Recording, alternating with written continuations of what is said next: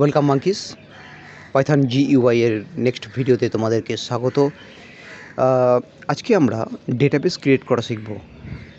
Python টেকইন্টারের সাহায্যে আমরা software তৈরি করতে পারি এবং সেই সফটওয়্যারের আলাদা আলাদা পার্টস বা কম্পোনেন্ট কী করে ডিজাইন করতে হয় এবং তার জন্য কী কী লিখতে হয় না লিখতে হয় সেই নিয়ে এই সিরিজ বানানো।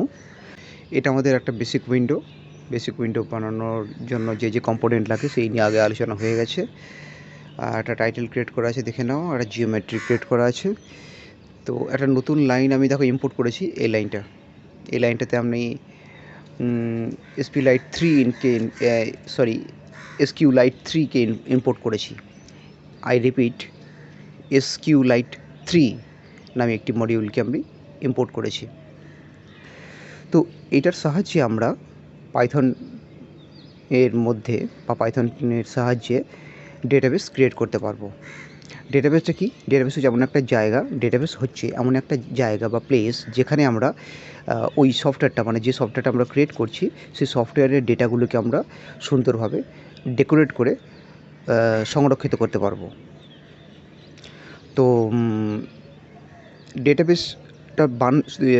ডেটাবেসটা তৈরি হবে কোথায়? ডেটাবেসটা তৈরি হবে যে কম্পিউটারে আমি বানাচ্ছি এই মুহূর্তে, বা যে ল্যাপটপে আমি বসে আছি সেই কম্পিউটারের হার্ড ডিস্কটাকেই আমি অ্যাজ এ ডেটাবেস হিসেবে ইউজ করব। আর এখানেই আমি টেবিল ক্রিয়েট করব। ডেটাবেস মানে তোমরা জানো, যারা ডেটাবেস নিয়ে পড়াশোনা করেছো তো একটু তাদের জানা আছে। ডেটাবেস আমরা কী করি? প্রথমে একটা ডেটাবেস তৈরি করি। ডেটাবেসের ভেতরে আমাদেরকে টেবিল তৈরি করতে হয়। আর টেবিলের মধ্যে একটা টেবিল কী করে তৈরি হয়? একটা টেবিলের মধ্যে থাকে র এবং কলম, এবং যার ভেতরে আমরা ডেটাগুলোকে স্টোর করি। এটা হচ্ছে বেসিক ডেটাবেসের বেসিক নলেজ হচ্ছে এটাই। তবে কি, ডেটাবেস তৈরির জন্য সবথেকে বেস্ট তোমাদের হয়তো জানাই আছে MySQL স্ট্রাকচার কোয়ারি ল্যাঙ্গুয়েজ। এটা হয়তো SQLite 3 সেই লেভেলের নয়, কিন্তু তা সত্ত্বেও এখানে তুমি ভালোভাবে ডেটাবেস তৈরি করতে পারবে। আই থিঙ্ক তোমাদের বোঝাতে পেরেছি আমি যে ডেটাবেস কী কাজে ইউজ করে। ডেটাবেস আর কিছুই না, যে সফটওয়্যারটা তৈরি হচ্ছে ওই সফটওয়্যারটা তো কোনো কাজ করবে একটা।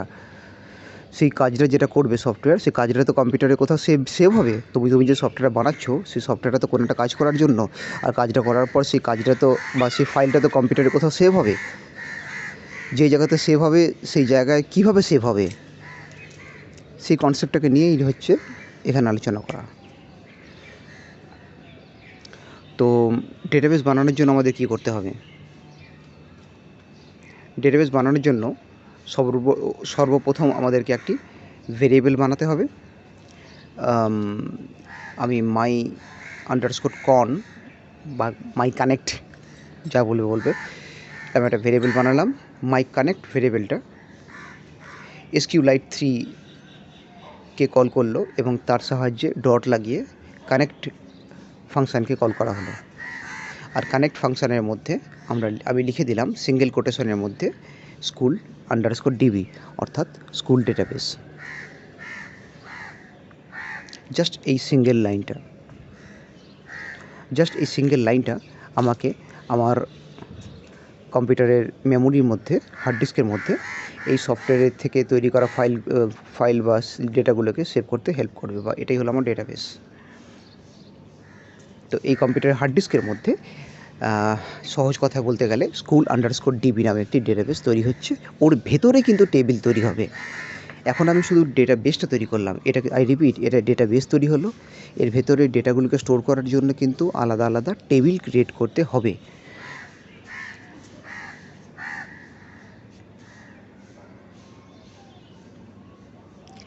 তো এখন যেটা লাস্ট আমি তৈরি করলাম, এটা হচ্ছে কার্সার তৈরি করলাম। সি নামে একটি কার্সার তৈরি করলাম, যে কার্সারের সাহায্যে আমরা যে কোনো একাধিক টেবিল তৈরি করব এবং যে কোনো টেবিলের মধ্যে ডেটাকে ট্রান্সফার করতে পারবো বা অন্যান্য কাজ করতে পারবো। c=mycon.cursor প্যারেনথেসিস, এটা কার্সার তৈরি হলো। যে কটা লাইন আমি লিখছি তোমরা দেখে কম্পিউটারে নোট করো।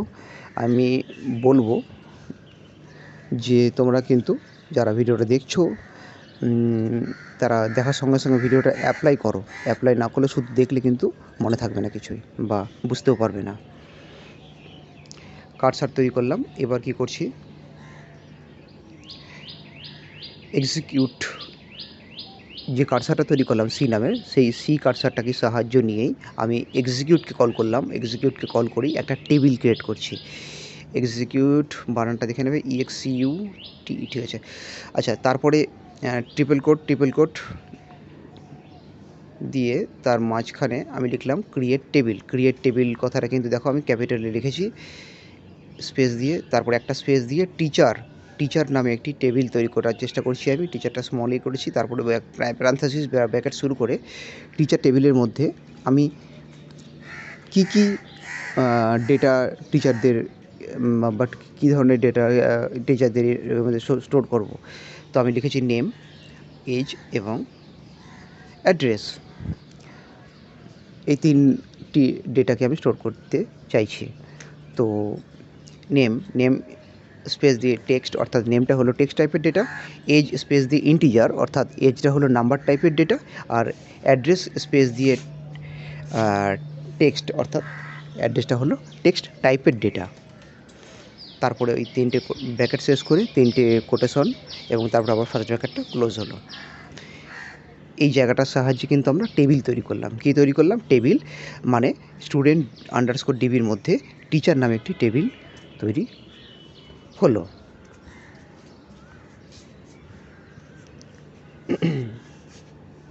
তারপরে তোমাদেরকে নেক্সট এই দুটো লাইন নোট লিখতে হবে। একটা হচ্ছে কানেক্ট এবং একটা হচ্ছে ক্লোজ। মাইকন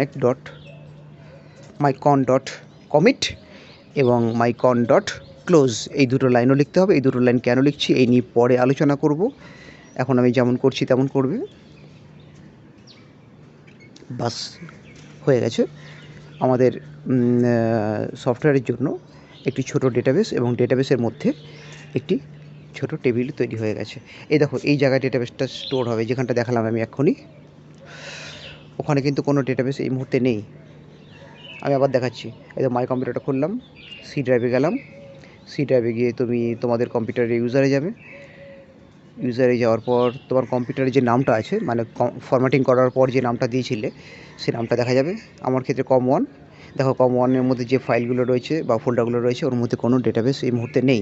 এবার আমি ফাইলটাকে যে প্লে করব তখনই অটোমেটিক্যালি একটা ওয়ার্নিং দিচ্ছে। কী ওয়ার্নিং দিচ্ছে? SQLite 3.23 নম্বর লাইনে কী প্রবলেম হয়েছে? The connection adjustment commit SQLite 3। Okay, I think আমি বুঝতে পেরেছি বানান কী হয়েছে। ঘন্টা কমিট, হ্যাঁ, স্পেলিং মিস্টেক। আরেকবার রান করব। এবার কী বলছে? ও, টিচার টেবিল অলরেডি এক্সিস্ট, অর্থাৎ আগে থেকেই আছে। আমাকে তাহলে অন্য নামে কোনো টেবিল তৈরি করতে হবে। যদি এখানে দেখাচ্ছে না টিচার টেবিল কোথায় আছে। আচ্ছা, এই দেখো আমার ডেটাবেসটা স্কুল আন্ডারস্কোর ডেটাবেস তৈরি হয়ে গেছে। এই ডেটাবেসের ভেতরে এবার আমাদেরকে ফাইল তৈরি করতে হবে, টেবিল তৈরি করতে হবে। টেবিলের নামটা টিচার দেওয়া যাচ্ছে না, আমি স্টাফ নাম দিয়ে দিলাম। স্টাফ নামে একটি টেবিল তৈরি করব। যে জায়গার মধ্যে তোমরা পাইথনে ফাইলগুলোকে সেভ করো, ঠিক সেই জায়গার মধ্যেই যে ডেটাবেসটা তৈরি হবে তা কিন্তু নয়। ডেটাবেসটা তৈরি হবে সি ড্রাইভে ইউজার এবং তোমাদের নাম নিয়ে যে কম্পিউটারে যে ফোল্ডারটা রয়েছে সেই জায়গা স্টোর হবে, যেই জায়গাটা আমি দেখালাম। এই দেখো, এই জায়গাটা হার্ড ডিস্কের এই স্পেসে কিন্তু সেভ হবে তোমাদের ডেটাবেসটা। চাইলে এখান থেকে অন্য জায়গায় মুভ করানো যায়। এই দেখো, এরকম একটা উইন্ডো অন হয়ে গেছে, তার মানে ডেটাবেস তৈরি হয়ে গেছে। যদি কোনো প্রবলেম থাকতো তাহলে কিন্তু বারবার ওয়ার্নিং দিতেই থাকতো। তোমার সফটওয়্যারটা, মানে যে উইন্ডোটা বানিয়েছো, যে সাইজের উইন্ডো বানিয়েছো, যে সাইজ, ওই উইন্ডোটা দেখো, এই দেখো শো করছে। দেখো, এই হোয়াইট উইন্ডোটা শো করছে আর বেঙ্গলি টিউটোরিয়াল লেখা আছে। তার মানে আমার ডেটাবেসটা কাজ করছে এবং ডেটাবেসের মধ্যে টেবিলও তৈরি হয়ে গেছে। যদিও এই মুহূর্তে টেবিলের মধ্যে কিন্তু কোনো ডেটা নেই, অর্থাৎ টেবিলের মধ্যে স্টাফদের আইডি, স্টাফদের নেম, এজ, অ্যাড্রেস, যে ডিটেলগুলো আমি রাখবো বলে কলমগুলো বানিয়েছি, তিনটে কলম বানিয়েছি এই মুহূর্তে, স্টাফ টেবিলের মধ্যে 3টে কলাম বানানো আছে, ওই 3টে কলামের মধ্যে কিছুই কিন্তু এই মুহূর্তে নেই। আই থিঙ্ক বোঝা গেছে। কারো যদি কোনো অসুবিধা থাকে আমাকে কমেন্ট করে জানাতে পারো। ধন্যবাদ।